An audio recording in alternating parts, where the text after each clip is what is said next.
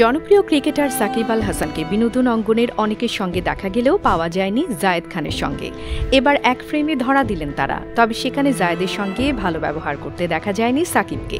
উল্টো জায়েদের ফোন ছুঁড়ে ফেলেছেন পানিতে। 5 সেকেন্ডের এই ভিডিও ছড়িয়ে পড়েছে সামাজিক মাধ্যমে। সেখানে দেখা গেছে জায়েদ খানের সঙ্গে সেলফি তুলছেন সাকিব। এরপর মুখে অবহেলা ও বিরক্তির ছাপ ফুটিয়ে তুলে মুঠোফোন ছুঁড়ে মারেন সুইমিং পুলের পানিতে। এরপর সোজা হেঁটে যান সামনের দিকে। ততক্ষণে শুকিয়ে গেছে জায়েদের মুখ। সুইমিং পুলের জলের দিকে তাকিয়ে হাই হুতাশ করছেন তিনি। ছটফটানি দেখে এটি স্পষ্ট যে মুঠোফোনটি জায়েদের ছিল।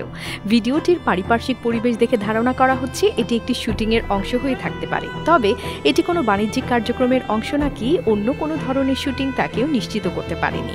অন্যদিকে ফাঁস হওয়া ভিডিওর বিষয়টি নিয়ে সাকিব জায়েদের সঙ্গে যোগাযোগের চেষ্টা করা হলেও কোনো সাড়া পায়নি সংবাদ মাধ্যম। বর্তমানে সাকিবের কাঁধে রয়েছে এক গুরু দায়িত্ব। শুধু মাঠে না, সংসদ ভবনেও যেতে হয় তাকে, কেননা তিনি এখন নির্বাচিত সংসদ সদস্য। অন্যদিকে জায়েদ খান ব্যস্ত বিভিন্ন শোরুম উদ্বোধন নিয়ে, পাশাপাশি দেশ বিদেশে বিভিন্ন অনুষ্ঠানের দর্শকদের বিনোদিত করেন।